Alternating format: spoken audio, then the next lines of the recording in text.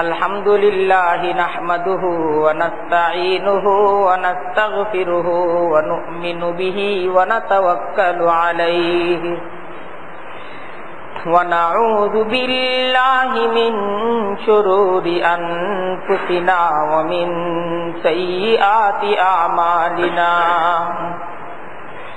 मन यहदिहिल्लाहु फला मुदिल्ल लहु व मन युद्लिलहु फला हादिय लहु व नशहदु अल्ला इलाहा इल्लल्लाहु वहदहु ला शरीका लहु व नशहदु अन्न सय्यिदना व मौलाना मुहम्मदन अब्दुहु व रसूलुहु अम्मा बअदु फअऊज़ु बिल्लाहि मिनश शैतानिर रजीम बिस्मिल्लाहिर रहमानिर रहीम वज़रू ज़ाहिरल इस्मि व बातिनह सदक़ल्लाहुल अज़ीम व सदक़ रसूलुहुन नबियुल करीम व नहनु अला ज़ालिका मिनश शाहिदीन वश्शाकिरीन वल्हम्दुलिल्लाहि रब्बिल आलमीन सुब्हानक ला इल्म लना इल्ला मा अल्लमतना इन्नक अंतल अलीमुल हकीम। अल्लाह ताआलार दरबारे लाखों कोटी शुक्रिया। पवित्र रमजान मास रोजा रखा अवस्थाय फजीलतपूर्ण जुमार दिने जुमार आजानेर पर আল্লাহ তাআলা আমাদেরকে একত্রিত করে দিয়েছেন, আমরা একত্রিত হতে পেরেছি। সামনে জুমার নামাজ, সংক্ষিপ্ত সময়ের জন্য কিছু ঈমানি মুযাকারা হবে। তো আল্লাহ তাআলার দরবারে সকলেই শুকরিয়া আদায় করে দিল খুলে বলি আলহামদুলিল্লাহ।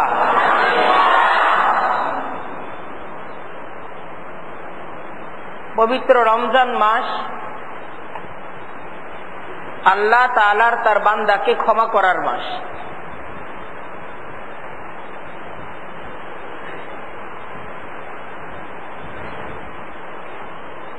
এই রমজান মাস বান্দার সমস্ত চাওয়াগুলো আল্লাহ তাআলার তরফ থেকে পূরণ করার একটা অঙ্গীকারের মাস।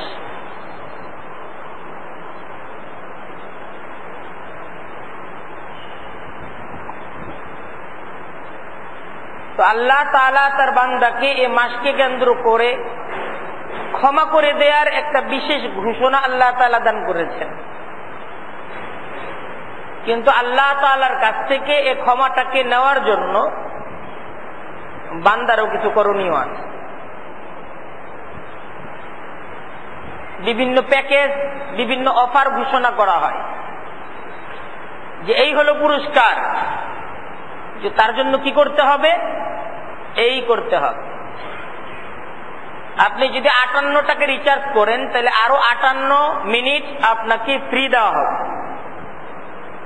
তো 58 মিনিটের এই ফ্রি বোনাসটাকে পাওয়ার জন্য 58 টাকা কি করতে হয়, রিচার্জ করতে হয়। তো আল্লাহ তাআলার তরফ থেকে ক্ষমার যে ঘোষণাটা, এটা অনেক বড় একটা ঘোষণা না? আল্লাহ তাআলার তরফ থেকে এই যে ক্ষমার ঘোষণাটা, এটা কি ছোট ঘোষণা না বড় ঘোষণা? অনেক বড় একটা ঘোষণা। আমাদের জন্য এটা অনেক বড় একটা সুযোগ। কিন্তু এই সুযোগটা পাওয়ার জন্য আমাদের যেটা করণীয়,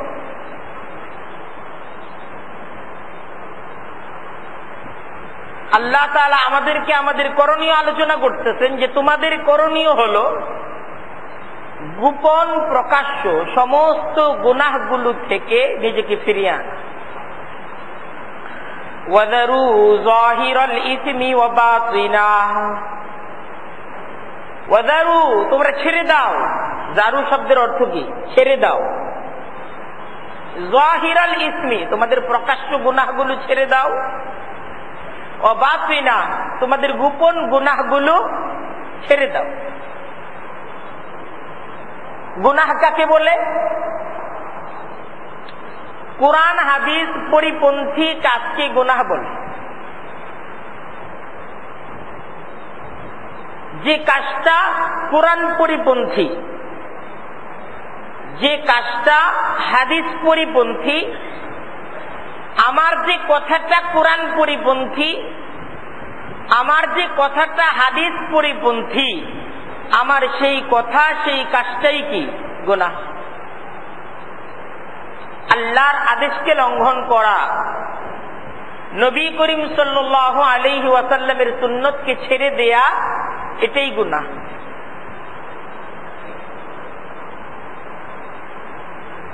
আল্লাহ তাআলার আহ্বান যে তোমরা প্রকাশ্য ও প্রকাশ্য সকল প্রকার গুনাহ পরিহার করো, ছেড়ে দাও। অর্থাৎ কোরআন এবং হাদিস পরিপন্থী তোমাদের যে সমস্ত কাজগুলো তোমরা প্রকাশ্যে করো, কোরআন এবং হাদিসের পরিপন্থী যে সমস্ত কাজগুলো তোমরা গোপনে করো, ছেড়ে দাও। কোরআন অনুযায়ী কাজ করা শুরু করো, হাদিস অনুযায়ী কাজ করা শুরু করো। তোমাদের যে কাজের মাধ্যমে, যে কথার মাধ্যমে আল্লাহর হুকুমকে লঙ্ঘন করা হয়, তোমাদের যে কাজ যে কথা দ্বারা নবী করিম সাল্লাল্লাহু আলাইহি ওয়াসাল্লামের সুন্নতকে লঙ্ঘন করা হয়, ওই সমস্ত কথা, ওই সমস্ত কাজ, ওই সমস্ত আচরণগুলোকে তোমরা ছেড়ে দাও। কারণ আল্লাহর হুকুমকে লঙ্ঘন করা গুনাহ, নবী করিম সাল্লাল্লাহু আলাইহি ওয়াসাল্লামের হাদিসকে লঙ্ঘন করা গুনাহ, কোরআন পরিপন্থী কাজ করা গুনাহ, হাদিস পরিপন্থী কাজ করা গুনাহ। এটা প্রকাশ্যে হোক এটা গুনাহ, এটা গোপনে হোক এটা গুনাহ, সর্বাবস্থায় এটা গুনাহ। এটা যদি ইচ্ছায় হয় তাইলেও এটা গুনাহ, এটা যদি অনিচ্ছায় হয় তাইলেও এটা গুনাহ। এটা ছোট হোক এটা গুনাহ, আর এটা বড় হোক এটা গুনাহ। গুনাহ থেকে নিজেকে বিরত রাখতে হবে। মুরব্বিয়ান একরাম বলেন যে গুনাহের দৃষ্টান্ত এটা হলো শরীরের মাঝে ক্যান্সার হওয়ার মতো। শরীরের কোন অঙ্গে যদি ক্যান্সার দেখা দেয়, ক্যান্সার নির্ণীত হয়, তাহলে তাৎক্ষণিক তার চিকিৎসা হলো সে অঙ্গটাকে দ্রুত কেটে ফেলা। যদি তাৎক্ষণিক সে অঙ্গটাকে কেটে ফেলা না হয়, তাহলে এই ক্যান্সারটা সারা শরীরের মাঝে ছড়িয়ে পড়ে, সারা শরীর আক্রান্ত হয়ে যায় এবং এই ক্যান্সারটা মৃত্যুর কারণ হয়। তাই প্রথম অবস্থাতেই এটাকে দমনের পদ্ধতি হলো কেটে ফেলা।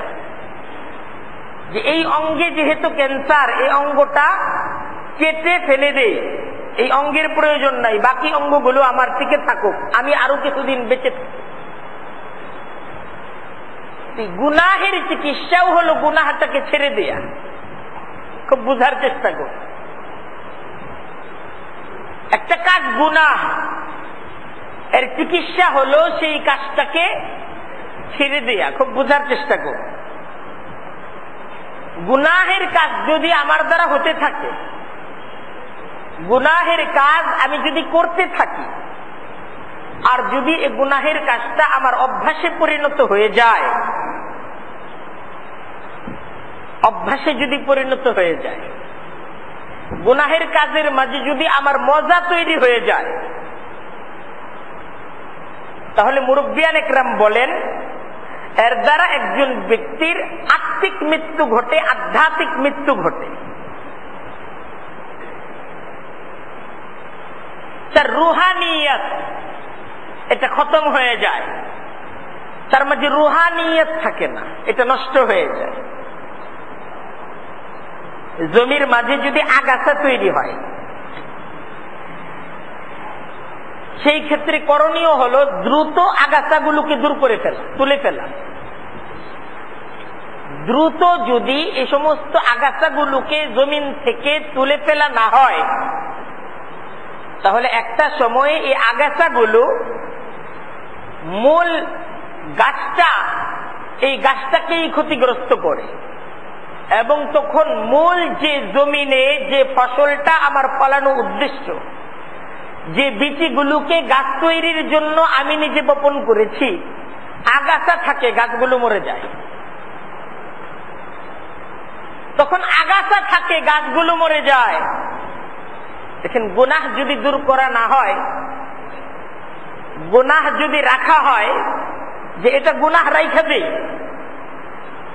গুনাহকে গুনাহ চিনার পরও যদি গুনাহটাকে রেখে দেওয়া হয়, তাহলে এই গুনাহটাই থেকে যায়, ইবাদত সব নষ্ট হয়ে যায়, ইবাদত থাকে না, তখন গুনাহটাই থেকে যায়। সেই গুনাহ দূর করা চাই, গুনাহটাকে দূর করে ফেলা চাই। আমি যদি আমার ইবাদতের সাথে গুনাহটাকেও রাখার চিন্তা করি, থাকুক, এটা ছোট খাটো থাকুক, এক চিপার মধ্যে এটা পড়ে থাকুক, করতে থাকি, এটা এমন একটা ভাইরাস, গুনাহটা এমন একটা ভাইরাস যে গুনাহটা থাকবে, এটাকে কখনো দূর করা যাবে না। নষ্ট হয়ে যাবে কি? আমার ইবাদত নষ্ট হয়ে যাবে। গুনাহ এটা যখন চলতে থাকবে, এটার মাঝে মজা তৈরি হইতে থাকবে, এটা যখন চলবে, মজা ছাড়া তো আর থাকবে না, এটার মাঝে মজা তৈরি হইতে থাকবে। আর গুনাহের মাঝে যত মজা তৈরি হইতে থাকবে, ইবাদতের মজা তত নষ্ট হইতে থাকবে। দেখেন, ইবাদতের মাঝে যত মজা তৈরি হইতে থাকবে, গুনাহের মজা তত নষ্ট হয়ে যেতে থাকবে, গুনাহের মাঝে আর মজা থাকবে না তখন। আর যদি গুনাহের মাঝে মজা তৈরি হইতে থাকে, যে গুনাহটাই মজা লাগে, আফসোস, তাহলে আমার ইবাদতের মজাটা নষ্ট হয়ে যাবে। নামাজ যদি মজাদার হয়, তাহলে গুনাহ এটা তিক্তকর হবে। আর কারো যদি গুনাহের মাঝে মজা তৈরি হয়ে যায়, তার নামাজটা তিক্তকর হয়ে যাবে। নামাজের মজা, ইবাদতের মজা, রমজানের রোজার মজা, কোনো কিছুর মজা থাকবে না, মজাগুলো নষ্ট হয়ে যাবে। তাই আল্লামা হাফেজ ইবনুল কাইয়িম রাহমাতুল্লাহি আলাইহি অনেক বড় দামি একটা নসিহত তিনি করেন, যে গুনাহ ছোট না বড় এটাকে দেখো না, যে এটা তো ছোট গুনাহ ভাই, এটা কি কবিরা গুনাহ? না, এটা কবিরা গুনাহ না, এটা তো ছোট গুনাহ। তাহলে কি ছোট গুনাহ করা যায়? আর উত্তর দেন, ছোট গুনাহ কি করা যায়? হ্যাঁ, আল্লামা হাফিজ ইবনুল কাইয়িম রাহমাতুল্লাহি আলাইহি তিনি বলেন যে গুনাহটা ছোট না বড় এটা কি দেখো না, যে দেখো তুমি আল্লাহর নাফরমানি করতেছো, এই গুনাহের দ্বারা নাফরমানি কার হচ্ছে? তুমি আল্লাহর নাফরমানি করতেছো। আল্লাহ ছোট না আল্লাহ বড়? আল্লাহ বড়। আল্লাহর নাফরমানি হচ্ছে। ছোট গুনাহ দ্বারা কি আল্লাহর নাফরমানি করা যাবে? আল্লাহর নাফরমানি তো করা যাবে না। এতে কোরআনে কারীমে মহান রব্বুল আলামিন তিনি আমাদেরকে হুকুম দিতেছেন, ওয়াদারু, তোমরা ছেড়ে দাও, যাহিরাল ইসমি ওয়া বাতিনা, তোমাদের প্রকাশ্য সমস্ত গুনাহগুলোকে তোমরা ছেড়ে দাও। ওয়াদারু বাতিনাল ইসমি, গোপনে একাকী যে সমস্ত গুনাহগুলো তোমরা করো, সে গুনাহগুলো তোমরা ছেড়ে দাও। গুনাহ যখন হয়, মানুষ ভাবে যে আমাকে তো কেউ দেখতেছে না, গুনাহ যখন হয়, মনের মাঝে গুনাহের সাহসটা কিভাবে তৈরি হয়? মনের মাঝে যে গুনাহের সাহসটা তৈরি হয় কিভাবে হয়? এইভাবে হয় যে আমাকে তো কেউ দেখতেছে না কেউ আমাকে। তো আল্লাহ তাআলা কুরআনে কারীমের মাধ্যমে আমাদেরকে জবাব দিচ্ছেন, ইন্না রাব্বাকা লাবিল মিরসাদ। ইন্না রাব্বাকা, নিশ্চয়ই তোমাদের রব, তোমাদের আল্লাহ, লাবিল মিরসাদ, তিনি অবশ্যই তোমাদের প্রতি সতর্ক দৃষ্টি রাখছেন। তোমাদেরকে তোমাদের আল্লাহ দেখছেন। ইন্না রাব্বাকা লাবিল মিরসাদ, নিশ্চয়ই তোমাদেরকে তোমাদের আল্লাহ সব সময় দেখছেন।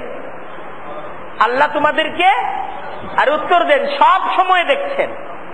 সব সময় দেখছেন না? আল্লাহ দিনেও দেখছেন, রাতেও দেখছেন। তুমি যখন একাকী নির্জনে আবদ্ধ, কেউ তোমাকে দেখছে না, কিন্তু আল্লাহ তোমাকে দেখছেন।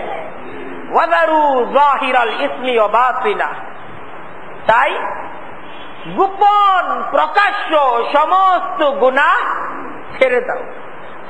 মানুষ গুনাহ যখন করে তখন তার মনের মাঝে গুনাহের সাহস কিভাবে তৈরি হয়? এইভাবে তৈরি হয় যে কেউ জানে না আমি যে এটা করতেছি, এটা কেউ জানে না। মনের মাঝে সাহস তৈরি হয়, কেউ তো জানতেছে না। আমি যে মাপে কম দিচ্ছি কেউ জানতেছে না, আর অল্প একটু মাপে কম দিচ্ছি কেউ বুঝতেছে না, কেউ বুঝতেছে না, কেউ জানতেছে না। আমি যে ঠকাচ্ছি, আর যারে ঠকাইছি সেই তো বুঝে নাই, কেউ বুঝতেছে না যে আমি ঠকাইয়া দিচ্ছি। তো আল্লাহ তাআলা কুরআনে কারীমের এই আয়াতগুলো আল্লাহ তাআলা আমাদেরকে দিচ্ছেন সব সময় মনে রাখার জন্য, যে ইয়ালাম ইয়ালাম ইয়ালাম খাইনাতাল আয়ুন ওয়া মা তুখফিস সুদূর। কেউ দেখছে না, কেউ বুঝতেছে না। আর এটা বন্ধ করতে হবে, তো এটা বন্ধ করতে হবে। আমাদের এখানে এসি চলতেছে, এটা বন্ধ করতে হবে।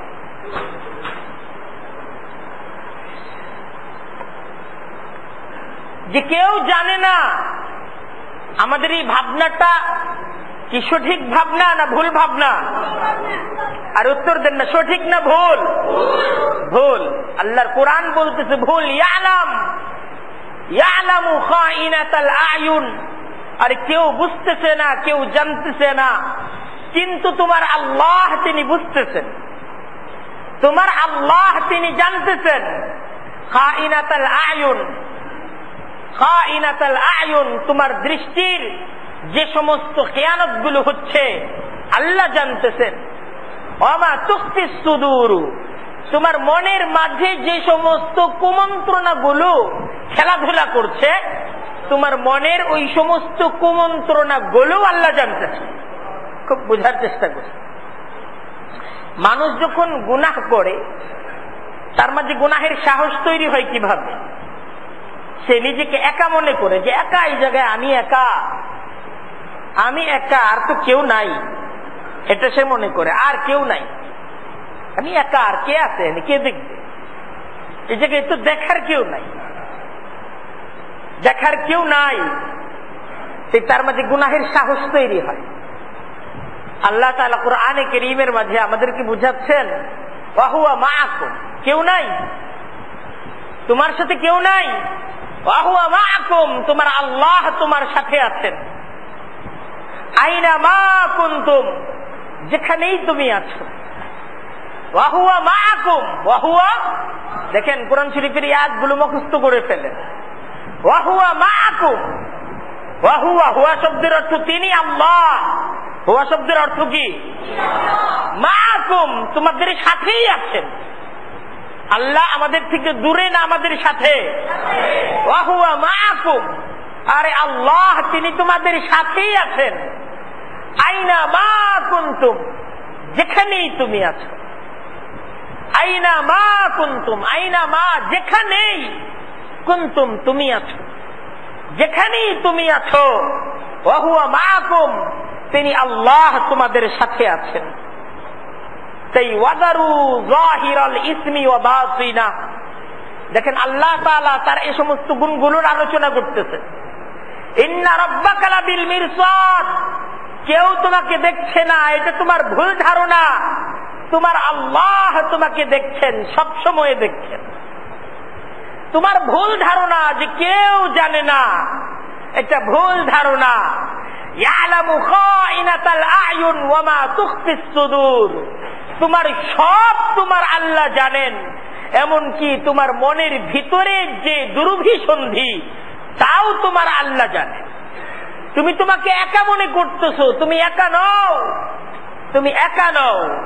ওয়া হুয়া মাআকুম আইনামা কুনতুম, তিনি তোমাদের সাথেই আছেন যেখানেই তুমি আছো। মানুষ যখন গুনাহ করে, কেন গুনাহ করে? তার মাঝে সাহস তৈরি হয়, আরে আমাকে ধরার কে আছে, আমাকে ধরার কে আছে, আমার চাইতে প্রভাবশালী কে আছে, আমার চাইতে প্রতাপশালী কে আছে, আমার সাথে লড়ার মতো কে আছে। তার মাঝে গুনাহের সাহস তৈরি হয় যে আমাকে তো বলার কেউ নাই, আমাকে তো ধরার কেউ নাই, আমার সামনে দাঁড়াবার তো কেউ নাই। তখন তার মাঝে গুনাহের কি তৈরি হয়? সাহস তৈরি হয়। আল্লাহ কুরআনে কারীমের আয়াত দ্বারা সতর্ক করতেছেন, আল্লাহ সতর্ক করতেছেন, ইন্না আখদাহু আলীমুন শাদীদ, ইন্না আখদাহু, আরে তোমাকে ধরার তো আছেন, কে আছেন? আল্লাহ আছেন। ইন্না আখদাহু, আল্লাহর পাকড়াও, আল্লাহ যদি ধরেন, আলীমুন শাদীদ, আল্লাহর ধরা কিন্তু অত্যন্ত পীড়াদায়ক ধরা, অত্যন্ত পীড়াদায়ক, অত্যন্ত কষ্টদায়ক, অত্যন্ত যন্ত্রণাদায়ক ভাবে আল্লাহ যখন ধরেন, অত্যন্ত যন্ত্রণাদায়ক ভাবে ধরেন। আল্লাহ আমাদেরকে সতর্ক করতেছেন, ওয়াদারু যাহিরাল ইসমি ওয়া বাতিনা, তোমরা তোমাদের প্রকাশ্য গোপন সব ধরনের গুনাহগুলো ছেড়ে দাও।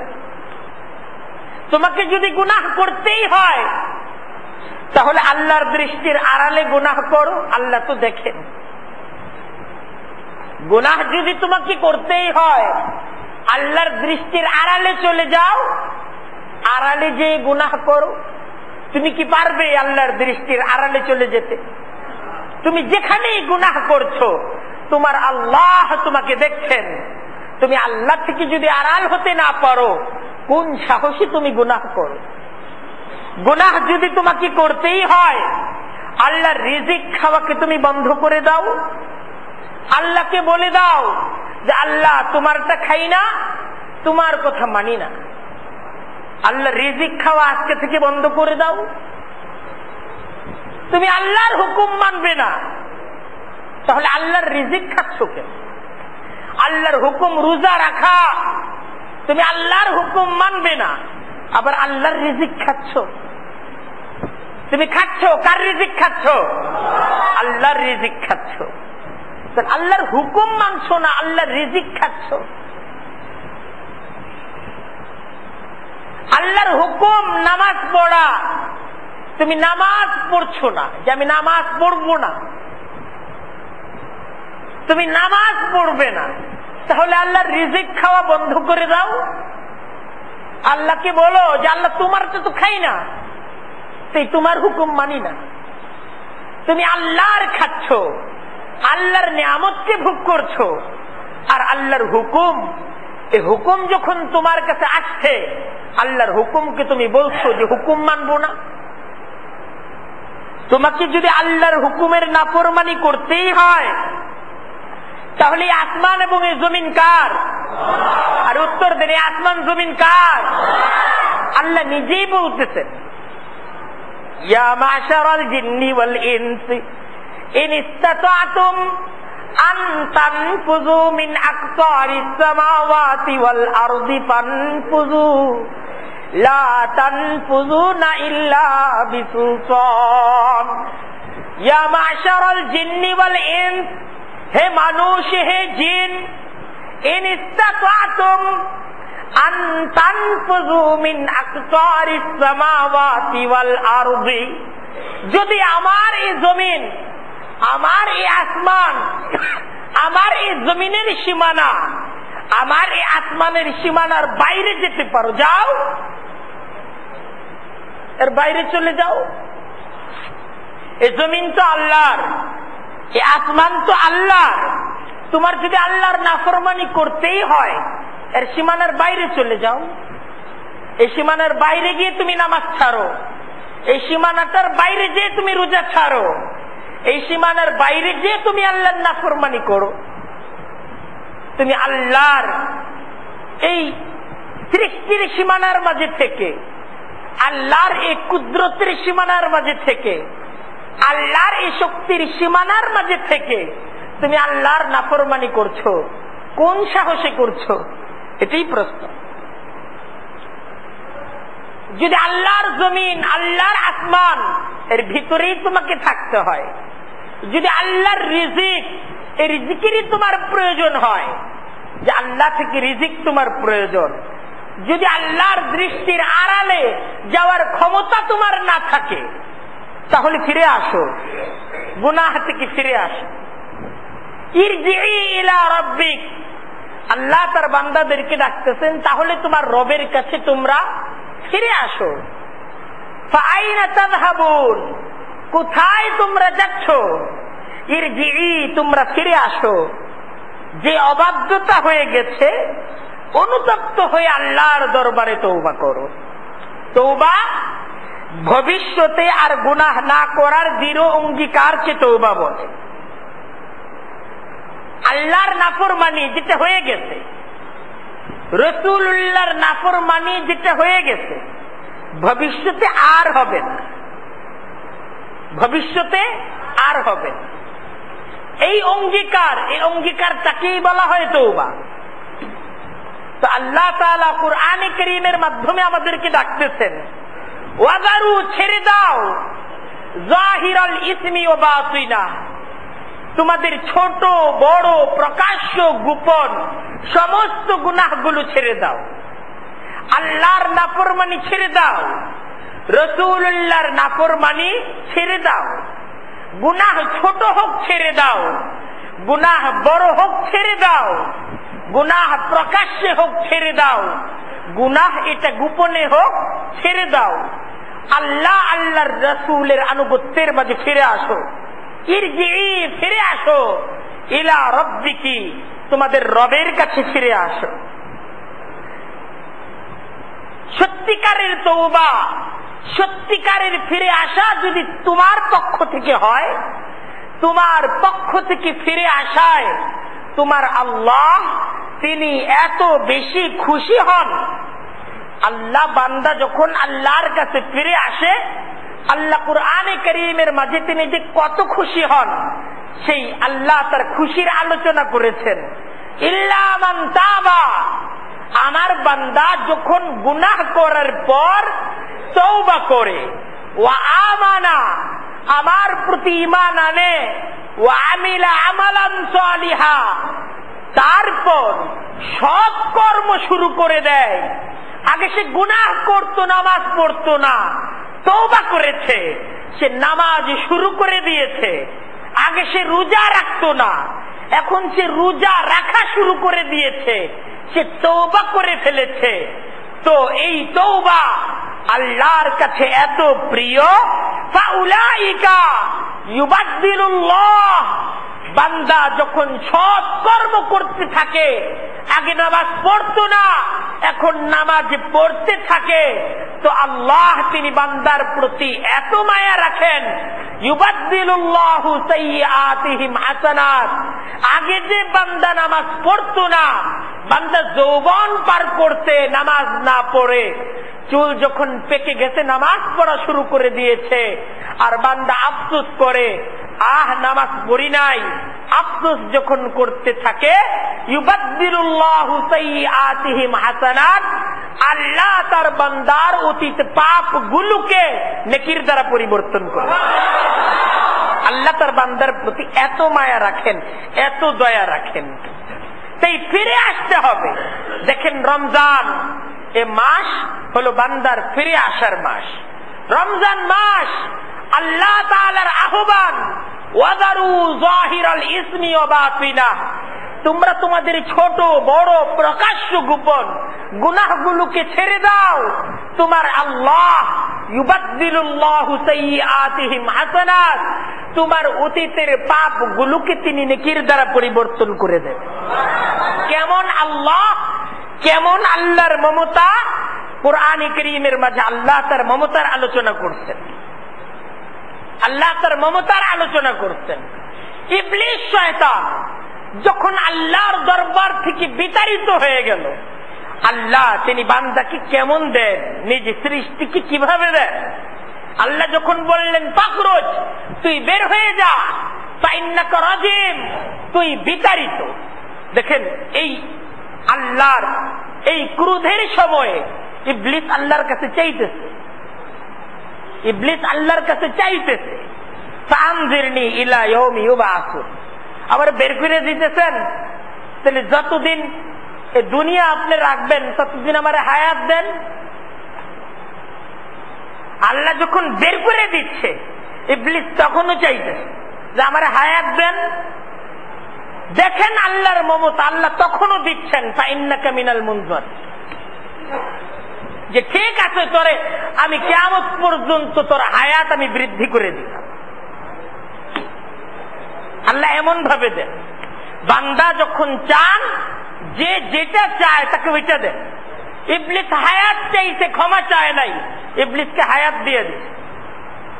ইবলিস হায়াত চাইছে, ক্ষমা চাইছে, ক্ষমা চায়নি, হায়াত চাইছে। তো আল্লাহ তো দেওয়ার মালিক, তুই হায়াত চাইছ, ঠিক আছে কিয়ামত পর্যন্ত তোকে হায়াত দিয়ে দিচ্ছে। এই হায়াত পাওয়ার পর দেখেন ইবলিস আল্লাহর সামনে চ্যালেঞ্জ ছুড়ে দিল, ক্বালা ফাবিইজ্জাতিকা, ক্বালা ফাবিইজ্জাতিকা, ইবলিস বলল ফাবিইজ্জাতিকা, আপনার ইজ্জতের কসম, লাউগবিয়ান্নাহুম আজমাইন, আমি এদের সবাইকে বিভ্রান্ত করব, এদের সবাইকে আমি আপনার অবাধ্য করে ফেলব। চ্যালেঞ্জ ছুড়ে দিল আল্লাহ। কিভাবে অবাধ্য করব?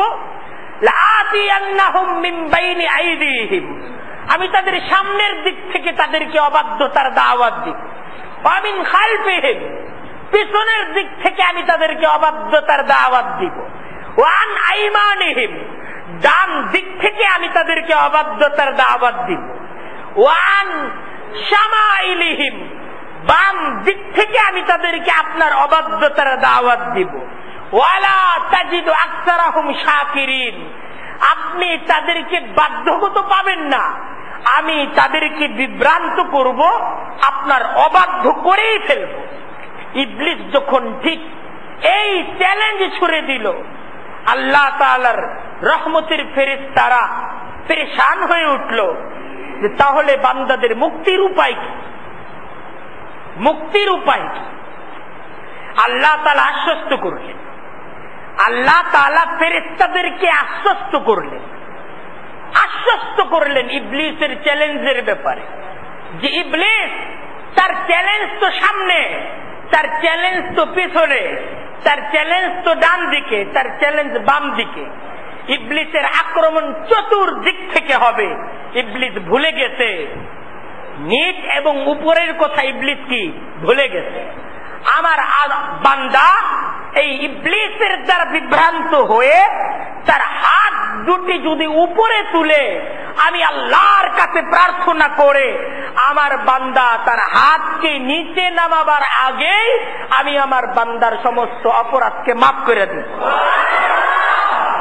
আল্লাহ আশ্বস্ত করলেন, আমার বান্দা ইবলিস তো নিচের কথা ভুলে গেছে, আমার বান্দা যদি জমিনের মাঝে সেজদা দিয়ে আমার কাছে নত হয়ে আমার কাছে প্রার্থনা করে, আমার কাছে লজ্জিত হয়, আমার কাছে অনুতপ্ত হয়, আমার সেই বান্দা তার মাথা উঠাবার আগেই আমি তার সমস্ত অপরাধগুলোকে ক্ষমা করে দিব। আল্লামা হাফেজ ইবনুল কাইয়িম রাহমাতুল্লাহি আলাইহি একটা আশ্চর্য ঘটনা লিখতেন, ঘটনা, খুব আশ্চর্য ঘটনা। ঘটনা লিখছেন যে একবার আমি এক পথ দ্বারা যাচ্ছিলাম, এক বাড়িতে 9-10 বছরের এক বাচ্চাকে তার মা মারতেছে প্রচন্ড, যে অবাধ্য, তুই কথা শুনিস না, তুই বাড়ি থেকে বের হয়ে যা। এরকম ছেলের অবাধ্যতায় অতিষ্ঠ হয়ে এক মা তার সন্তানকে পিটাচ্ছেন, ছেলে কাঁদতেছে। পথ থেকে বাড়ির ভিতরে মা যে মারতেছে তার আওয়াজ পাওয়া যাইতেছে। এক পর্যায়ে মা তার এই ছোট 10 বছরের ছেলে তাকে মেরে বাড়ি থেকে বের করে দিল, দরজা বন্ধ করে দিল, যে তোর আর এই বাড়িতে জায়গা নাই। ছেলেটা বাড়ির সামনে কিছুটা সময় কান্নাকাটি করার পর সে রাস্তায় হাঁটা শুরু করল। তো বুজুর্গানি দিনদের একটা নিয়ম, কোন ঘটনা যখন ঘটে তারা ঘটনাটাকে দেখেন, যে দেখে ঘটনাটা কোন দিকে গড়ায়। তো ছেলেটা পথ চলতেছে, তিনিও চিন্তা করলেন দেখি ছেলেটা কোথায় যায়। বাড়ি থেকে মা বের করে দিয়েছে, ছেলেটা যাবে কোথায়। তিনিও ছেলেটার পিছনে পিছনে হাঁটা শুরু করলেন। ছেলেটা সারাটা দিন কিছুটা পথ চলার পর আবারও তার বাড়ির দিকে ফিরে আসে। তো বাড়ির দরজা তো বন্ধ, দরজার চৌকাঠে মাথা রেখে ছোট ছেলে এসে ঘুমিয়ে পড়ে। অনেকক্ষণ পর সেই মা দরজা খুলে তার ছেলেটাকে চৌকাঠে মাথা দিয়ে ঘুমাচ্ছে। এই অবস্থায় তার ছেলেটাকে দেখতে পেল। তো মার রাগ তখনও কমে নাই। আবারও মা খেপে গেল যে তুই দূর হ, তোর এই চেহারা আমি আর দেখতে চাই না, তুই বের হয়ে যা। মা আবারও তার ছেলের প্রতি তার ক্ষোভ জাহের করে। ছেলেটা এইবার দাঁড়াই থাকে। এক পর্যায়ে এই ছেলেটা তার মাকে বলল, মা যদি চলে যাই, ভিক্ষা করে কাজ করে আমার খাবার জুটবে, আমার আশ্রয় জুটবে, কিন্তু মা তোমারে কোথায় পাবো? তুমি আমার মারো, কিন্তু বাড়ি থেকে বের করে দিও। মারো, তুমি বাড়ি থেকে বের করে দিও না। আরেকটা ঘটনা বলি আপনাদের। আমার তখন শিক্ষকতার প্রথম বছর, আমি তখন নতুন শিক্ষক হয়েছি, একদম প্রথম বছর। তো মাদ্রাসায় আমার এক ছাত্র এক মারাত্মক ধরনের অপরাধ করে ফেলল। তো তার এই অপরাধ নিয়ে আলোচনা হলো। তো সমস্ত শিক্ষকরা একমত যে এই ছেলেকে মাদ্রাসায় রাখা যাবে না, তাকে বহিষ্কার করতে হবে। সিদ্ধান্ত একরকম চূড়ান্ত যে সকাল হওয়ার সাথে সাথে তাকে তার গার্ডিয়ান ডেকে, তার বাবাকে ডেকে তাকে মাদ্রাসা থেকে বহিষ্কার করে দেওয়া হবে, তাকে বিদায় করে দেওয়া হবে। কারণ এই ধরনের অপরাধী ছেলেকে শাস্তি দিয়ে লাভ নাই। বর্তমান সময়ে ছাত্রদেরকে শাস্তি দেওয়া এটা একটা অপরাধ।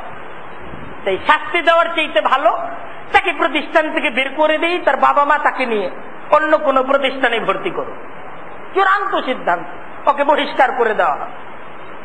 সমস্ত শিক্ষকরাই একমত, কেউ তার পক্ষে সুপারিশ করছে না। তো সিদ্ধান্ত চূড়ান্ত হওয়ার পর আমরা সবাই যার যার অবস্থানে চলে গেলাম। তো সেই ছেলেটা আমার সাথে দেখা করলো রাতের বেলা, হুজুর আমি কি করতে পারি, যে আমি যদি এই মুহূর্তে বহিষ্কার হই আমার জীবনটা শেষ হয়েছে, বছরের মাঝখানে আমি কোথায় ভর্তি হব? এই মাদ্রাসা থেকে যদি চলে যাই, আমার এই অপরাধের কথা যদি আব্বা শুনে, আব্বা বাড়িতে জায়গা দিবেন।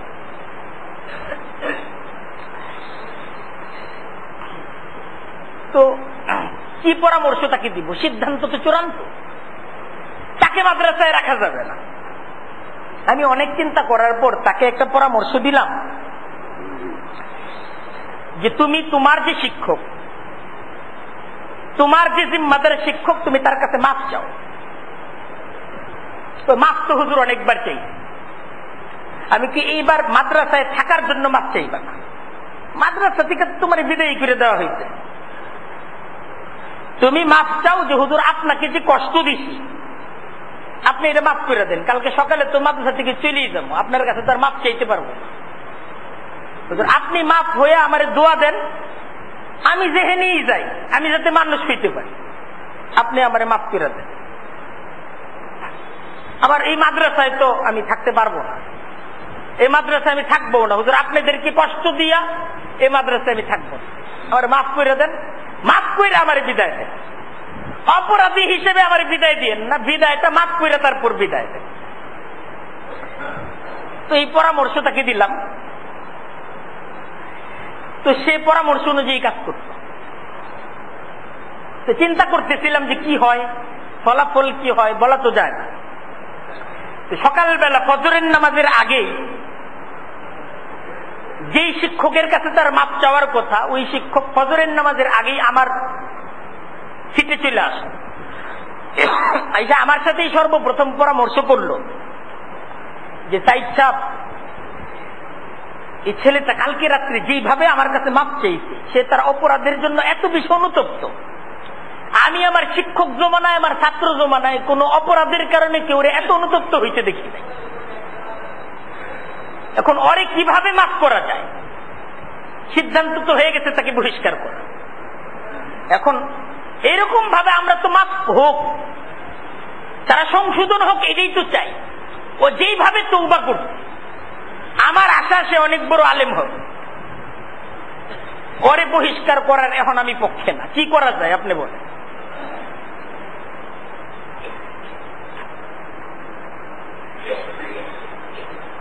দেখেন,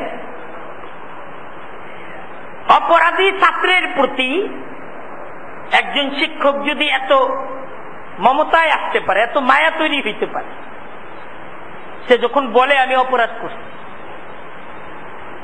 আমার অপরাধ মাফ করে আপনি আমার প্রতি খুশি হন, এই কথাটা যদি একজন ছাত্র বলে, একজন শিক্ষক কতটুকু আনন্দিত হয়। একটা সন্তান যদি তার মাকে বলে, মা অপরাধ করছি কিন্তু আপনার ছেড়ে তো কোথাও যেতে পারো, তাহলে একটা মার মন কতটুকু খুশি হয়। একটা সন্তান তার বাবার সাথে অপরাধের পর যদি অনুতপ্ত হয়, অনুতপ্ত হয়ে যদি এইভাবে মাপ চায়, একটা বাবা তার সন্তানের প্রতি কতটুকু খুশি হয় চিন্তা করা যায়।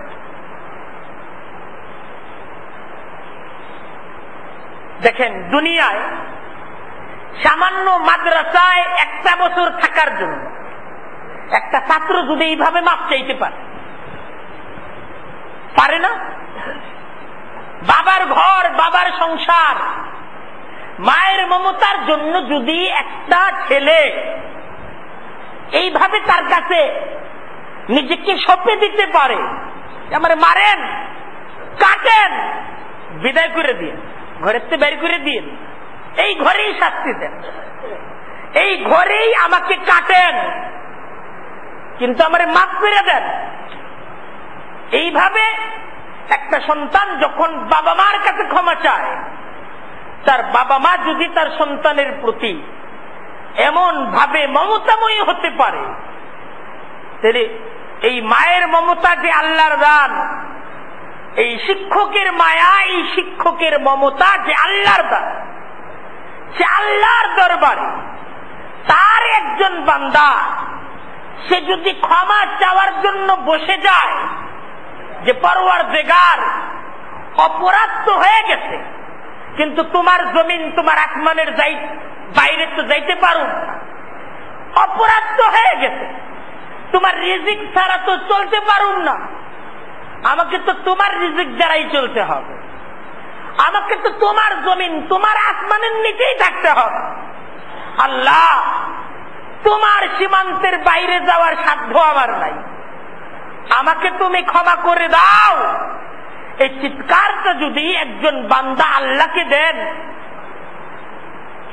আল্লাহ তাআলা তার সেই বান্দার প্রতি কতটুক দয়ার অধিকারী, আর আল্লাহ তাআলা তার বান্দাটাকে কেমন ভাবে কবুল করতে পারে চিন্তা করুন। দেখেন, রমজান মাস, এই রমজান মাস তো এজন্যই আল্লাহ তার বান্দাকে ক্ষমা করতে চান। আল্লাহ তার বান্দাকে রমজান দ্বারা আহ্বান করতেছেন, ফিরে আয়। রমজানকে কেন্দ্র করে কোন বান্দা যদি নিয়ত করে যে আমি আমার সমস্ত পাপের মজা, এই সমস্ত কিছুকে ছেড়ে আল্লাহ আমি তোমার কাছে ফিরে আসলাম, কোন বান্দা যদি নিয়ত করে, তো আল্লাহ তার বান্দার প্রতি এত মায়াবী, হাদিসের মাঝে আসছে বান্দা নিয়ত করার সাথে সাথেই আল্লাহ তাআলা তার রহমতের খাজানা নিয়ে তার বান্দার দ্বারস্থ হয়ে রমজানের প্রথম দশক, দ্বিতীয় দশক পার হওয়ার পর সামনে রমজানের শেষ দশক আমাদের সামনে। রাহমাতাল লিল আলামিন নবী মুহাম্মদুর রাসূলুল্লাহর আমল ছিল এই রমজানের শেষ দশকে তিনি রব্বুল আলামিনের দরবারে পড়ে থাকতেন, এটা আমল ছিল। নবী করিম সাল্লাল্লাহু আলাইহি ওয়াসাল্লামের সারা জিন্দেগীর আমল ছিল রমজানের শেষ দশক তিনি আল্লাহ তাআলার দরবারে পড়ে থাকতেন। আল্লাহর দরবার কি? মসজিদ। ইতিকাফের মাঝে বসে যেতেন। ইতিকাফের মাঝে পড়ে থাকা এর অর্থ হলো যে ক্ষমা না নিয়ে আমি উঠছি না, আমি ক্ষমার জন্য বসে গেলাম। দেখেন, একে তো রমজান মাস, ক্ষমার মাস, শেষ দশক নাজাতের দশক। এক বান্দা আল্লাহর ঘর মসজিদে বসে গেছে, তার সকাল দুপুর রাত ঘুম জাগ্রত থাকা, তার ইবাদত, তার বসে থাকা, তার বিশ্রাম, তার সমস্ত আমলগুলো আল্লাহর ঘরে হইতেছে, আল্লাহর ঘরে হইতেছে। ক্ষমার মাসে ক্ষমার জন্য রহমানুর রহিমের দরবারে বসে যাওয়া, এই হলো ইতিকাফ। বসে যাওয়ার আমলটাকেই বলা হয় ইতিকাফ। আর এই ইতিকাফ, এই রমজানের শেষ দশকের ইতিকাফ কেমন ফজিলতপূর্ণ ইতিকাফ, নবী করিম সাল্লাল্লাহু আলাইহি ওয়াসাল্লাম হাদিসের মাঝে ইরশাদ করতেন যে রমজানের শেষ দশক, এই শেষ দশকের বেজুর রাত্রিগুলোতে তোমরা একটা রাতকে তালাশ করো, আর সে রাতটা হলো শবে কদরের রাত। শবে কদরের রাত, শবে কদরের রাত কেমন রাত? কুরআনে কারীমের মাঝে মহান রব্বুল আলামিন ইরশাদ করতেছেন, ওয়ামা আদরাকা, ওয়ামা আদরাকা, তোমরা জানো মা লাইলাতুল কদরি, লাইলাতুল কদরের ফজিলত কি? শবে কদর, লাইলাতুল কদরের ফজিলত কি তোমরা জানো? আল্লাহ নিজেই ফজিলত বর্ণনা করতেছেন, লাইলাতুল কদরি খায়রুম মিন আলফি শাহরিন, যে লাইলাতুল কদর এই উম্মতকে দেয়া আমার এমন বিশেষ এক উপহারের রাত্রি, আমার দেয়া এমন এক বিশেষ বরকতের রাত্রি। এই রাত্রি আমার যে সমস্ত বান্দারা ইবাদতের মাঝে কাটাবে, আমার যে সমস্ত বান্দারা রুনা জারির মাঝে কাটাবে, নামাজ জিকিরের মাঝে কাটাবে, হাজার মাসের ইবাদতের চাইতেও বেশি নেকি তারা তাদের আমলনামায় পায় এক রাত দ্বারা। দেখেন, হাজার মাস 83 বছরে হাজার মাস হয়, 83 বছর 4 মাসে হাজার মাস, হাজার মাস। এক রাতের ইবাদত হাজার মাসের ইবাদতের চাইতেও উত্তম। সেই রমজানের শেষ দশকে যেই ব্যক্তিটা এই ইতিকাফে বসে গেল, সে ঘুমন্ত অবস্থায় রাত্রি কাটাক আর জাগ্রত অবস্থায় রাত্রি কাটাক, বিশ্রামের মাঝে রাত্রি কাটাক আর কোরআন তেলাওয়াতে রাত্রি কাটাক, আল্লাহর সে বান্দা শবে কদরকে ইতিকাফ অবস্থার মাঝে পায় গেল। সুবহানাল্লাহ বলি, ইতিকাফের মাঝে পায় গেল। সেই রমজানের শেষ দশক আমাদের সামনে আসছে, ফিরে আসার নিয়ত করি, সমস্ত গুনাহ থেকে ফিরে এসে আল্লাহ তাআলার আনুগত্যের নিয়ত করি। যারা আগে নামাজ আমার ঠিক মতো পড়া হতো না, নিয়ত করি রমজান আমি সামনে থেকে নামাজ পড়ি, আমার জিন্দগির বাকি কোন নামাজগুলো কাজা হবে না, এই নিয়ত রমজানকে কেন্দ্র করে আমরা করতে পারি না? জিন্দগির বাকি নামাজগুলোর কাজা করব না। যাদের রোজা কাজা হয়েছে জিন্দগিতে, এই রমজানের শেষ দশক সামনে নিয়ত করি জিন্দগির বাকি রোজাগুলোর কাজা করব না। এই নিয়ত করতে পারি না ইনশাল্লাহ। যে সমস্ত গুনাহগুলো হয়ে গেছে তওবা করি, এই সমস্ত গুনাহগুলো আর করব না। আর তওবার নিয়তে, আল্লাহ তাআলার সন্তুষ্টির নিয়তে, আল্লাহকে পাওয়ার নিয়তে রমজানের শেষ দশক ইতিকাফের মাঝে বসে যাই। যারা পূর্ণ 10 দিন 10 রাত ইতিকাফে বসে গেলাম, তারা তো প্যারা নবী রাহমাতুল লিল আলামিনের ইবাদতের সাথে নিজেরা সেই ইবাদতে শরীক হয়ে গেলাম। আর যারা দিন রাত পূর্ণ সময়ের জন্য না পারি, আমরা অন্তত পক্ষে রাতগুলো, শেষ দশকের রাতগুলো মসজিদের মাঝে কাটানোর নিয়ত করি। এই নিয়তটা করা যায় না? শেষ দশক ইতিকাফের নিয়ত, এটা নফল ইতিকাফ হবে, সুন্নত ইতিকাফ হবে না। রাতটা মসজিদে কাটানোর নিয়ত করি, ইবাদত যতটুকু করতে পারি করি, বাকি সময়টা বিশ্রামের মাঝে কাটাই। তারপরও তো নফল ইতিকাফের নিয়তে আল্লাহর ঘর মসজিদে আমার অবস্থান হইল। যদি রাতটা শবে কদরের রাত হয়, আমি মসজিদের মাঝে ইতিকাফের নিয়তে বিশ্রামরত অবস্থায়ও যদি থাকি, আমার ইতিকাফের যে আমল, এটা তো আমার আমল নামায় লেখা হয়ে যাবে। হইতে তো পারে জিন্দগির শেষ রমজানে আমার বয়স না হয় 25 বছর, আমি তো 50 বছর পর্যন্ত থাকুম, তার গ্যারান্টিটা আমার কাছে নাই। আগামী বছর জীবনের 26তম রমজান পামু, সেই গ্যারান্টি আছে? যখন আমার 25 বছর, 50 বছরে তওবা করব। ভাই 50 বছরের হায়াত তো সবার জুটে না। আমার বয়স 25, আগামী বছর 26তম জন্মদিন উদযাপনের সুযোগ আমার জীবনে নাও আসতে পারে। হয়তোবা আমার জীবনে 26তম দিনটা, 26তম বছরটা আমি পাবো না, হইতে পারে না? কত মানুষ আমার চাইতে কম বয়স নিয়ে বিদায় হয়ে গেছে। সেই রমজানের এই শেষ দশকটা, এইটাই আমার জিন্দগির যে সমস্ত অপরাধগুলো হয়ে গেছে, এটা মাফ করানোর সময়। এটাকে মাফ করায় নিতে হবে।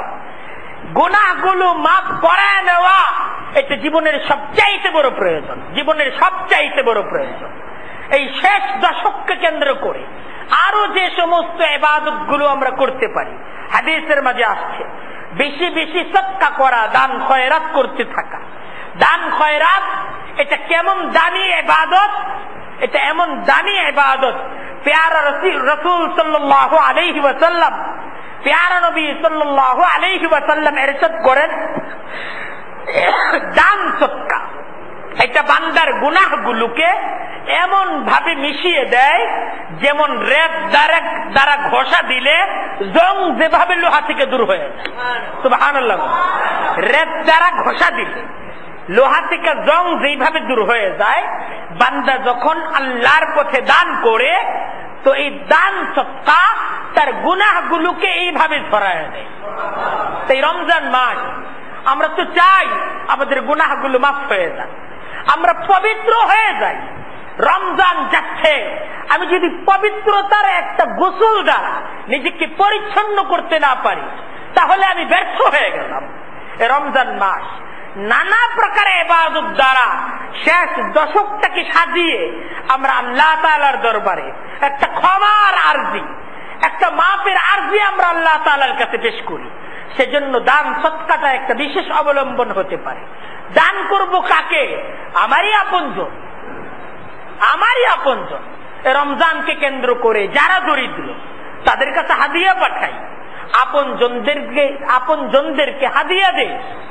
যারা গরিব, অসহায়, দরিদ্র, তাদের সাথে একাত্ম হওয়ার চেষ্টা করি রমজানকে কেন্দ্র করে। রমজান মাস শেষ দশক, কুরআনের সাথে সম্পর্ক তৈরি করি। ওয়ামা আদরাকা মা লাইলাতুল কদর, লাইলাতুল কদর কি জানো? আল্লাহ কুরআনের মাঝে বলতেছেন, ইন্না আনজালনাহু ফি লাইলাতুল কদর। আরে লাইলাতুল কদরের বরকত তো এজন্য, এই রাতে আমি আমার কুরআনকে নাজিল করেছি। সুবহানাল্লাহ। তাই লাইলাতুল কদরের রাতটা মূলত কোরআনের রাত না, কোরআনের সাথে রমজানের শেষ দশকে সম্পর্ক তৈরি করি। দেখেন যে সমস্ত ভাইরা রমজান মাসকে কেন্দ্র করে আমরা কোরআন পড়া শুরু করেছি, রমজানে কোরআনের একটা খতম নিজেরা দেওয়ার চেষ্টা করি। যারা কোরআন পড়তে যান রমজানের জন্য একটা খতম অবশ্যই দেওয়া হয়। আমরা তারাবির মাধ্যমে রমজানে এক খতম তো শুনতেছি, আরেকটা খতম নিজেরা পড়ে পড়ে দেওয়ার চেষ্টা করি। রমজান মাস আমি কোরআন পড়বো না, কোরআনের একটা খতম দিব না, কোরআনে কারীমের সাথে একটা সম্পর্ক করব না, এটা যেন না হয়। রমজান কোরআনের সাথে বিশেষ সম্পর্কের মাস। শাহরু রমজান আল্লাযী উনজিলা ফীহিল কুরআন, আল্লাহ বলতেছেন এ রমজান মাস, এ মাসে তো আমি কোরআনকে নাজিল করেছি, তাই এই মাসটা কোরআনের মাস। আমার নবীর আমল ছিল রমজান মাস তিনি কোরআনের তেলাওয়াতের মাঝে এত ব্যস্ত থাকতেন যে সাহাবা একরাম আল্লাহর রসুলের এত আশেপাশে ভিড়তেন, কারণ আল্লাহ রসুল কোরআনের তেলাওয়াতে মশগুল থাকতেন। সাহাবা একরাম তারাও কোরআনের তেলাওয়াতে মশগুল থাকতেন। কোরআনের সাথে সম্পর্ক তৈরি করি। যারা কোরআন পড়তে জানি না নিজেরা পড়ার চেষ্টা করি, যতটুকু পড়তে পারি ততটুকু পড়ার চেষ্টা করি, যতটুকু পারি ততটুকু পড়ি। সূরা ফাতিহা পারি, সূরা ফাতিহাই বেশি বেশি পড়ি। সূরা ইখলাস পারি, বেশি থেকে বেশি সূরা ইখলাস পড়তে থাকি। আরে সূরা ইখলাস তো কোরআনের সূরা, কোরআনের সূরা না? সূরা ইখলাস পড়াটাও তো কোরআন শরীফ পড়া। আরে প্যারা নবী সাল্লাল্লাহু আলাইহি ওয়াসাল্লাম ইরশাদ করেন যে যারা সূরা ইখলাসকে 3 বার পড়বে এক খতম কোরআনে কারীম পড়ার সওয়াব তাদের আমলনামায় হয়ে যাবে। আর এই রমজানকে কেন্দ্র করে আমরা সূরা ইখলাস পড়তে পারি না, চলতেছি ফিরতেছি পড়া শুরু করে দেই কুল হুয়াল্লাহু আহাদ আল্লাহুস সামাদ লাম ইয়ালিদ ওয়া লাম ইউলাদ ওয়া লাম ইয়াকুল লাহু কুফুয়ান আহাদ। 3 বার পড়ব তো রমজান মাস এক খতম কোরআন পড়ার সওয়াব আমার আমলনামায় চলে আসবে। আর রমজান মাসে তো এক খতমের সওয়াব হবে না, বরং রমজান মাসে তো যে কোনো নফল ইবাদত করলে তার আমলনামায় একটা ফরজের সমপরিমাণ সওয়াব তার আমলনামায় দিয়ে দেওয়া হয়। সেই রমজান মাস কেন কোরআন পড়বো না? হ্যাঁ, কোরআন নিজে পড়ার চেষ্টা করি। আমাদের সমাজে চল আছে আমরা টাকা দিয়ে কোরআন শরীফ পড়াই। দেখেন টাকার দ্বারা কোরআন শরীফ পড়ায়া কোনো সওয়াব হবে না, কোনো সওয়াব হবে না। মসজিদের মিম্বর থেকে সবাইকে বলতেছি কোনো নেকি হবে না। আপনি যদি ইচ্ছা হয় আপনার কোন প্রিয় আলেমকে আপনি হাদিয়া দিবেন, হাদিয়া দেওয়া ইবাদত। হাদিয়া দেওয়াটা কি ইবাদত। আপনি এমনি হাদিয়া দেন। রমজান মাস একজন আলেমকে এমনি হাদিয়া দেন, হাদিয়া দেওয়াটা ইবাদত না? আর উত্তর দেন না, হাদিয়া দেওয়া ইবাদত না? এমনি হাদিয়া দেন, হাদিয়া দিলেই তো আপনার নেকি হবে। হাদিয়া যদি দেন, হাদিয়া দিলেই নেকি হবে। আপনি কোরআন শরীফ পড়ার পর হাদিয়া দেন, কোরআন শরীফ যে পড়ে না তারে তো হাদিয়া দেন না। কোরআন শরীফ যে পড়ে তারে টাকা দেন, যে পড়ে না তারে টাকা দেন? আর উত্তর দেন না। যে পড়ে না তারে টাকা দেন, আর সেইটা কি হাদিয়া না বিনিময়? উত্তর দেন, বিনিময় না হাদিয়া? কোরআন শরীফের বিনিময়ে দেওয়া যায়? উত্তর দেন, জুড়ে দেন, কোরআন শরীফের বিনিময়ে দেওয়া যায়? যায়। হাদিয়া দেন, এমনি হাদিয়া দেন, এটা নাকি এমনি হাদিয়া দেন। একজন মানুষকে রমজান মাসে খাওয়াবেন, এমনি খাওয়ান। মেহমানদারি করাটা ইবাদত না? আরে মেহমানদারি করাটা ইবাদত না? এমনি তো ইবাদত। আপনি কোরআন শরীফ পড়ানোর পর খাওয়াইতে হবে কেন? যে কোরআন পড়ে না তারে তো খাওয়ান না। এটা কিন্তু হাদিয়া না। হাদিয়া তো যেটাকে ইসলামী শরীয়ত হাদিয়া বলছে ওইটাই হাদিয়া। আমি মুখে একটা জিনিসকে হাদিয়া বলে দিলাম, এটা কি হাদিয়া হবে? হাদিয়া হবে না। হাদিয়া হাদিয়া বলা হয় এমন উপহারকে যে উপহারের কোনো বিনিময় নেওয়া হয় না। আর আমাদের সমাজে কোরআন শরীফ পড়ার পর হাদিয়া বইলা যেটা দেয় এটা তো কোরআন শরীফ পড়ার পর দেয়, এটা তো বিনিময়। এই বিনিময় যারা দিবে তারা কোরআনের বিনিময় দিচ্ছে, যারা বিনিময় নিচ্ছে কোরআনের বিনিময় নিচ্ছে। রমজান মাসে বলতেছি আপনারা জানার চেষ্টা করেন, বুঝার চেষ্টা করেন, এই বিনিময়ে দেওয়া নেওয়া উভয়টাই গুনাহের কাজ, এর কোনো নেকি হয় না। যে পরে বিনিময়ের জন্য পড়তেছে তার নিজের কোনো নেকি হইতেছে? তার নিজেরই নেকি হইতেছে না, সে আপনার বাবার কবরের মাঝে কি নেকি পৌঁছাবে? আপনি এই কাজটা না করে এমনি হাদিয়া দেন। এমনি যখন হাদিয়া দিলেন, হাদিয়াটা ইবাদত। হাদিয়াটা ইবাদত না? হাদিয়া দিতেন, হাদিয়া ইবাদত। আপনি যখন হাদিয়া দিতেন, হাদিয়া দেওয়া ইবাদত করতেন। এই ইবাদতের নিয়ত করেন আপনার বাবার জন্য, আপনার বাবার আমল নামায় এই ইবাদতের নেকি পয়সা যাবে, নেকি পয়সা যাবে, এই নেকি পৌঁছে যাবে। কিন্তু ওইটা তো নেকি না, ওইটা তো নেকি না। বুঝবে কিভাবে? সহজে বুঝার চেষ্টা করেন। ওইটা তো নেকি না, এটা বুঝবে কিভাবে? যে রমজান মাসে নিজেরা পড়েন, সূরা ফাতিহা পড়েন, সূরা ফাতিহা পড়েন। রমজান মাস সূরা ইখলাস পড়েন, সূরা ইখলাস পড়েন। নিজের বাবার জন্য 3 বার সূরা ইখলাস আপনারা পড়ার মতো ক্ষমতা রাখেন না? 3 বার পড়েন, নেকি পৌঁছে যাবে। নিজের মায়ের জন্য 3 বার পড়েন, নেকি পৌঁছে যাবে। পড়েন না, 3 বার পড়েন। নিজের দাদার জন্য 3 বার পড়েন। আর যারা কোরআন পড়তে পারেন, পুরা 1 খতম কোরআন পড়েন। 1 খতম কোরআন পড়ে বাবার নিয়ত করেন, মার নিয়ত করেন, পূর্বপুরুষদের নিয়ত করেন, দাদা নানা তাদের নিয়ত করেন। যত নিয়ত করবেন তত পরিমাণ আমল নামায় পৌঁছে যাবে। আচ্ছা শুনেন, কোরআন পড়তে পারেন না, নামাজ পড়েন, 2 রাকাত নামাজ পড়ে বাবার জন্য দোয়া করেন। কোরআনই পড়তে হবে। বাবার রুহের জন্য, আমল নামায় পৌঁছার জন্য কোরআনই পড়তে হবে। এটা তো শর্ত না, এটা শর্ত না। আপনি আপনার বাবার জন্য 2 রাকাত নামাজ পড়ে দোয়া করেন, আপনি করেন। 2 রাকাত নামাজ পড়ে দোয়া করেন, আমল নামায় পৌঁছে যাবে। আপনার বাবা নাই, চাচা আছে, চাচা দরিদ্র। রমজানকে কেন্দ্র করে আপনার চাচাকে উপহার দেন, একটা পাঞ্জাবি উপহার দেন। আপনার বাবার আমল নামায় এর নেকি পৌঁছে যাবে। আমি বলতেছি তো, আমি কোরআন হাদিসকে সামনে রেখে বলতেছি, নেকি পৌঁছে যাবে আপনার বাবার আমল নামায়। আপনি একজন আলেমকে শ্রদ্ধা করতেছেন, তাকে একটা হাদিয়া দিচ্ছেন, রমজান মাস আপনার বাবার আমল নামায় নেকি পৌঁছে যাবে, নেকি পৌঁছে যাবে। দান খয়রাত করেন একজন গরিবকে, একজন অসহায়কে, আপনার বাবা তার আমল নামায় এর নেকি পেয়ে যাবে, পেয়ে যাবে। কিন্তু দেখেন আমাদের সমাজে যে সমস্ত এই সমস্ত কুসংস্কারগুলো, এই সমস্ত চলগুলো সমাজে চলে আসতেছে, এই সমস্ত চলগুলো থেকে নিজেরা বিরত হয়ে যান। আগে জানতেন না, জানছেন, প্রয়োজনে আরো 10 জনের কাছ থেকে জানার চেষ্টা করেন, তারপরে সহি আমল করেন। আমার এটাই আবদার। আগে জানতেন না, এখন জানছেন, আমাকে বিশ্বাস হয় না, আরো 10 জনের কাছ থেকে জানেন, তারপরে সহি আমলটা করার চেষ্টা করেন। কেন? যে এতদিন করছি তাই এটাই করব, এই আমলটাকে কেন ধরে থাকবেন? যদি আমলটা ভুল হয়, ভুল থেকে নিজেরা ফিরে আসেন, সহিটাকে ধরার চেষ্টা করেন, অসুন্দরকে ছেড়ে দেন, রমজানকে কেন্দ্র করে সুন্দরকে ধরার চেষ্টা করেন। দেখেন রমজান মাস দুয়ার মাস, রমজানের শেষ দশক দুয়ার দশক, বেশি বেশি দোয়া করেন। মা আয়েশা রাদিয়াল্লাহু তাআলা আনহা নবী করিম সাল্লাল্লাহু আলাইহি ওয়াসাল্লামের কাছে জানতে চাইছে, হে আল্লাহর রাসূল, রমজান মাস যদি শবে কদর পাওয়া যায় কি দোয়া করব?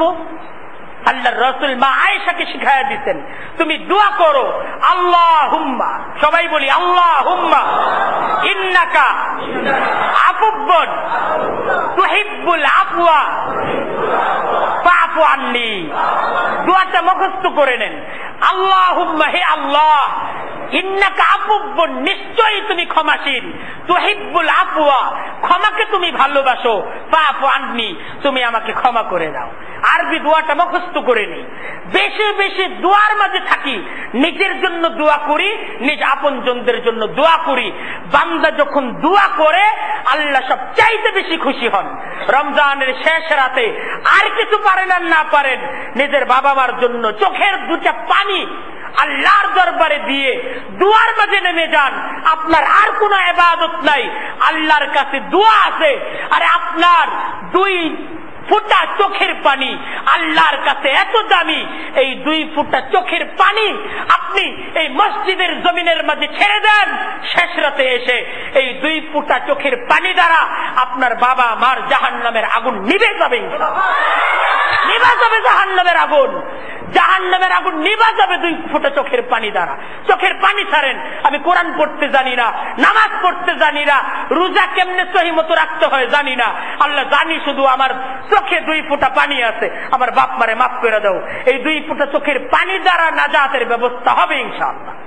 তাই রমজান মাস আমরা ফিরে আসার চেষ্টা করি, রুনাজারির চেষ্টা করি, দুয়া জিকিরের চেষ্টা করি, ফিরে আসি। আল্লাহ তাআলা রমজানকে কেন্দ্র করে আমাদেরকে ফিরে আসার দাওয়াত দিচ্ছেন। আল্লাহ তাআলা আমাদের সকলকে ফিরে আসার তৌফিক দান করুক। ওয়া আখিরু দাওয়ানা আলহামদুলিল্লাহি রাব্বিল আলামিন।